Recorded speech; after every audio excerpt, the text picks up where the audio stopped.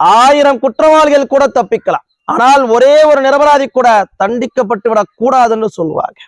அந்த வாக்கியத்தை வேங்கி வயல் விவகாரத்தோடு ஒப்பிட்டு ஒரு சாரார் சமூக வலைதளங்கள்ல குற்றம் சாட்டப்பட்டவர்களுக்கு ஆதரவாக எழுதி வர்றதை பார்க்க முடியும். உண்மையாகவே குற்றம் சாட்டப்பட்டிருக்கக்கூடிய 3 பேரும் குற்றவாளிகள் இல்லைன்னா அவர்கள் தண்டிக்கப்பட்டு விடக் கூடாது, மேல் விசாரணை வேண்டும் என்பதுதான் அனைவருடைய ஒற்றை கருத்தாகவும் இருந்துகிட்டு இருக்கு. ஆனால் தமிழ்நாடு அரசால் நியமிக்கப்பட்ட சிபிசிஐடி போலீசார் மூலமாக கசியப்பட்டதாக சொல்லக்கூடிய வீடியோக்களும் ஆடியோக்களும் இவர்கள் தான் குற்றவாளிகள் என்று நம்பும்படியாகவும் ஊர்ஜிதப்படுத்தும்படியாகவும் அமைந்திருக்கு. இவர்கள் தான் குற்றவாளிகள் என்று சிபிசிஐடி போலீசார் குற்றப்பத்திரிகையும் தாக்கல் செஞ்சிருக்கிறாங்க. இவர்கள் குற்றவாளிகள் இல்லைன்னு சொல்லக்கூடியவர்கள் அதற்கு நம்பத்தகுந்தபடியான வாதத்தை முன்வைக்கலாம். ஆனால் விடுதலை சிறுத்தைகள் கட்சி போன்றவர்கள்லாம் சொல்லக்கூடிய வாதம் என்பது விசித்திரமா இருக்கு. அதுவும் விசிகா சொல்றது ரொம்பவே விசித்திரமா இருக்கு. விசிகா என்ன சொல்லுது? தலித் சமுதாயத்தை சேர்ந்த சகோதரர்கள் மீது எப்படி நீங்க குற்றச்சாட்டை முன்வைக்கலாம் என்பது அவர்களுடைய அடிப்படை வாதம். ஏன்னா குற்றவாளிகள் எந்த சமுதாயத்தவர்களாகவும் இருப்பாங்க, எல்லா சமுதாயத்திலும் இருக்கிறாங்க. ஒரு குற்றவாளியை சமுதாய ரீதியாக பிரித்து பார்க்கிறது என்பதே தப்பு. இரண்டாவது சொல்றது என்னன்னா, தான் குடும்பத்தார் குடிக்கக்கூடிய தண்ணியில இவங்களே எப்படி மலத்தை கலப்பாங்க அப்படின்னு விசிகாவை சேர்ந்தவர்கள் சொல்றாங்க. தான் குடிசைக்கு தானே தீய வச்சுக்கிட்டு மற்ற சமுதாயத்தவர்கள் மீது பழி போட்டது விசிகாவிற்கு தெரியாததா, புரியாததா, புதுசா? மரக்காலம் கலவரத்துல தானே கலவரத்தை ஏற்படுத்திவிட்டு பாட்டாளி மக்கள் கட்சி மீது பழி போட்டு பாமக தொண்டர்களை படுகொலை செய்துவிட்டு நாடகமாடி கடைசியாக நீதிமன்றம் யாரை தண்டித்தது என்று இதே விடுதலை சிறுத்தைகள் கட்சியை சார்ந்தவர்களுக்கு தெரியும். அதையெல்லாம் கடந்து சமகாலத்துல நாம தினந்தோறும் செய்தித்தாள்கள்ல பாக்குறோம், பெத்த மௌனே அப்பனை வெட்டுறான், அப்ப மௌன வெட்டுறான், எல்லாம் கஞ்சா போதையில மது போதையில விசித்திரமான பல விஷயங்கள் நடக்குது. தினந்தோறும் பேப்பர்ல பாக்குறோம். இப்ப ஏற்பட்ட சூழ்நிலையில இந்த சமகாலத்துல கஞ்சா போதை பெருகி இருக்கக்கூடிய சூழ்நிலையில மனிதர்கள் மிருகமாக மாறி போயிருக்கக்கூடிய இந்த சூழ்நிலையில தான் குடிக்கிற தண்ணியில தானே மலத்தை கலப்பானான்னு கேட்கிற கேள்வி என்பது அடிப்படையில வெற்றுவாதமா தான் பார்க்கப்படும். இன்னொரு விசித்திரமான பழக்கம் விசிகாட்ட இதுல என்ன இருக்குன்னா, சிபிசிஐடி போலீசாருக்கு தலைமை வகிப்பது அவர்கள் யார் கட்டுப்பாட்டு கீழே இயங்குறாங்க? தமிழ்நாடு அரசின் கட்டுப்பாட்டு கீழே இயங்குறாங்க. தமிழ்நாடு அரசை நிர்வகிக்கக்கூடியது யாரு? திமுக.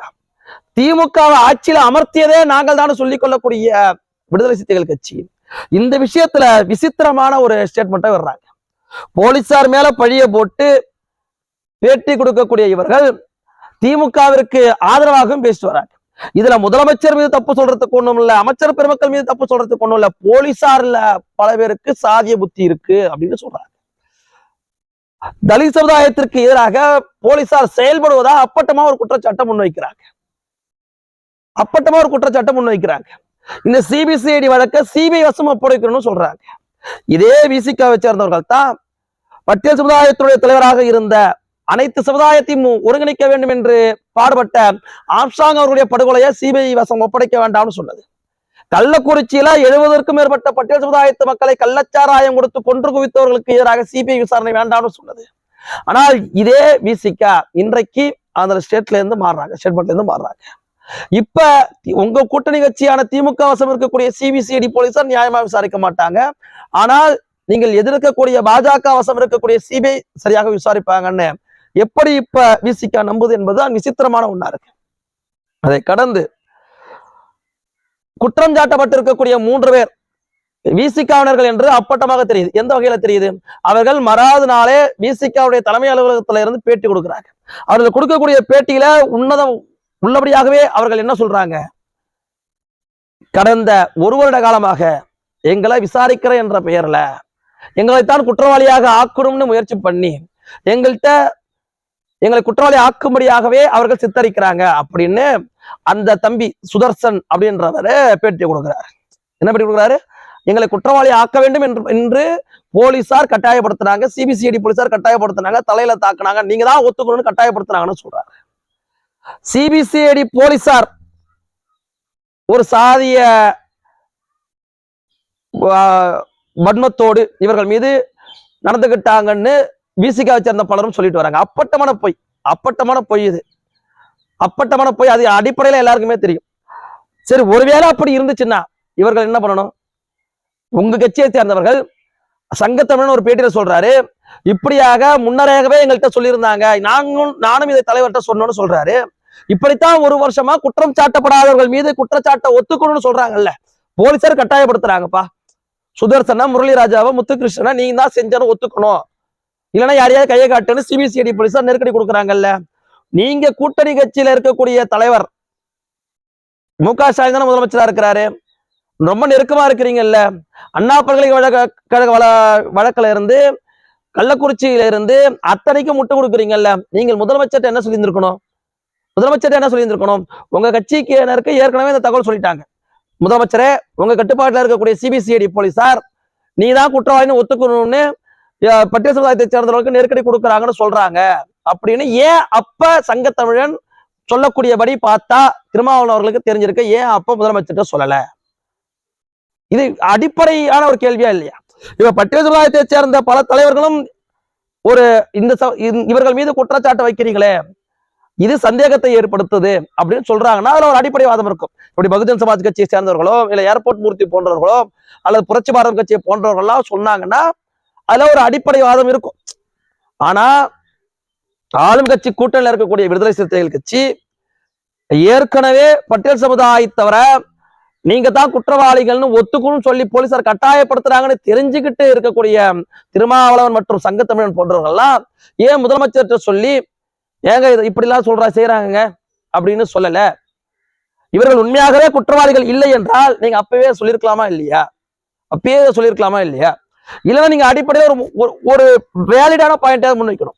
இப்ப பகுஜன் சமாஜ் கட்சியை சேர்ந்தவர்கள் மற்றும் உண்மையாகவே பட்டியல் சமுதாயத்துக்காக பாடுபடக்கூடியவர்கள் சொல்லக்கூடிய ஒரு சில வாதங்கள் ஏற்றுக்கொள்ளும்படியாகவே இருக்கு. அவங்க சொல்லக்கூடிய ஒரு வாதம் என்னன்னா,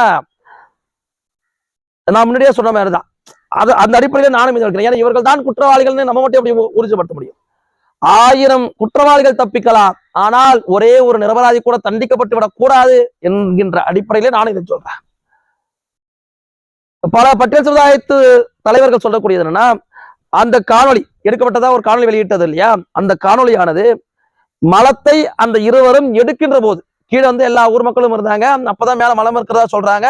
அப்பதான் அவர்கள் மலத்தை எடுக்கிறாங்க. கீழே எல்லாம் இருந்தோம் தான், அவங்க தனிப்பட்ட முறையில் அப்ப போய் போடல. இந்த காணொலியானது போடும்போது எடுக்கல, எடுக்கும் போது எடுக்கப்பட்ட காணொலி, அந்த மலத்தை எடுக்கும் போது எடுக்கப்பட்ட காணொலி. அது மலத்தை ஜூம் பண்ணி அவன் காமிச்சதுனால இவன் சிரிச்சுட்டான் அப்படின்னு அந்த ஊர் மக்கள் சொல்றாங்க. பகுஜன் சமாஜ் கட்சியை சேர்ந்தவர்கள், புரட்சி பாரதம் கட்சியை சார்ந்தவர்கள், ஏர்போர்ட் மூர்த்தி போன்றவர்களா சொல்றாங்க. இப்படியான ஒரு அடிப்படை வாதத்தை முன் வச்சா பரவாயில்ல. ஆனா நாங்க திமுகவுக்கு வலிக்காம போலீஸ் மேல பழிய போட்டு ஒரு அரசியல் ஆதாயத்திற்காக நாங்கள் இப்படி பேசுவோம்னு சொன்னா எப்படி எடுத்துக்க முடியும்? ஏன்னா அந்த 3 பேரும் ஆளுங்கட்சி கூட்டணியில இல்லை, அதனால அவர்களுக்கு அறியாமல் இருக்கலாம், ஆனால் உங்களுக்கு தெரிஞ்சிருக்குமா இல்லையா? இப்படியான ஒரு சம்பவம் 1 வருடத்திற்கு மேலாக நடக்குது. போலீசார் பட்டியல் சமுதாயத்து மக்களுக்கு நெருக்கடி கொடுக்குறாங்கன்னு யார் சொல்றா? விசிகாவும் சொல்லுது, மார்க்சிஸ்ட் கம்யூனிஸ்ட் கட்சியினுடைய செயலாளர் பெருமாளும் சொல்றாரு. இந்த 2 பேரும் இந்த ஆளும் கட்சி கூட்டணியில தானே இருக்கிறாங்க. இல்ல புதியவர்களா? மு.க. ஸ்டாலினை சந்திக்க முடியாதவர்களா? சிபிசிஐடி போலீசாரை தலைமை தாங்குவது யார்? இதே மு.க. ஸ்டாலின் அவர்கள் தானே. இந்த திமுக ஆட்சியே எங்கால்தான் நடக்குதுன்னு சொல்லக்கூடிய உங்களால் இதை கூட சொல்லி புரிய வைக்க முடியவில்லையா? சரிங்க, அந்த வீடியோவும் ஆடியோவும் எப்படி இருந்துச்சு? பட்டவர்த்தனமாக தெரிஞ்சிருக்கும். நாளைக்கு இந்த மாதிரியான ஒரு அரசியல் நெருக்கடியெல்லாம் வந்துடக்கூடாது, இவர்கள் குற்றவாளிகள் தான். ஏன்னா இவங்க நாளைக்கு என்ன சொல்லுவாங்க? பட்டியல் சமுதாயத்தின் மீது இந்த அரசு பொய்யான ஒரு குற்றச்சாட்டை முன் வச்சிருச்சு, இவர்கள் அரசியல் ஆதாயம் தேடிவிடக்கூடாது, திமுகவுக்கு ஒரு அவப்பெயர் வந்துவிடக்கூடாது என்பதற்காக ஆளும் தரப்புல இருந்து அந்த வீடியோவும் ஆடியோவும் கசியப்பட்டு இருக்கலாம். திருமாவளவனையும் விசிகாவும் வழி கொடுப்பதற்கு கூட அது நடந்திருக்கலாம். ஆடியோ வீடியோவும் கூட்டு வச்சு இன்னும் என்னையா முட்டு கொடுத்துட்டு இருக்கிறீங்க அப்படின்னு பொதுமக்கள் வெளிப்படையாகவே கேட்பாங்க. அதுலயும் ஒரு வாதம் வைக்கலாம். என்ன வைக்கலாம்? பகுஜன் சமாஜ் கட்சியை சார்ந்தவர்கள், புரட்சி பாரதம் சார்ந்தவர்கள், ஏர்போர்ட் மூர்த்தி சார்ந்தவர்கள் முழுமையான ஆடியோவும் வீடியோவும் வெளியிட வேண்டித்தானே அப்படின்னு கேட்கக்கூடிய வாதம் ஏற்படுதா இருக்கும். நான் என்ன கேட்கிறேன்னா, தமிழ்நாடு காவல்துறைக்கு தலைமை தாங்கக்கூடியவர், சிபிசிஐடி போலீசாருக்கு தலைமை தாங்கக்கூடியவர், காவல்துறை தன் கட்டுப்பாட்டில் வைத்திருக்கக்கூடிய முதலமைச்சர் உங்களுக்கு உற்ற நண்பனாக, நீங்கள் உங்களுடைய தயவில் ஆட்சியில் இருக்கிறவராக இருக்கக்கூடிய பட்சத்துல அவர்களை பார்த்து எந்த குற்றமும் சாட்டாமல் திமுகவுக்கு வலிக்காம நீங்கள் போலீசார் மீது மட்டும் பழிய போடுவது, ஒரே நேர்கோட்டில் பட்டியல் சமுதாயத்து மக்களையும் பழி வாங்குவது திமுகவுக்கும் ஜால்ரா அடிப்பதாக இல்லையா என்பதுதான் அடிப்படை கேள்வி.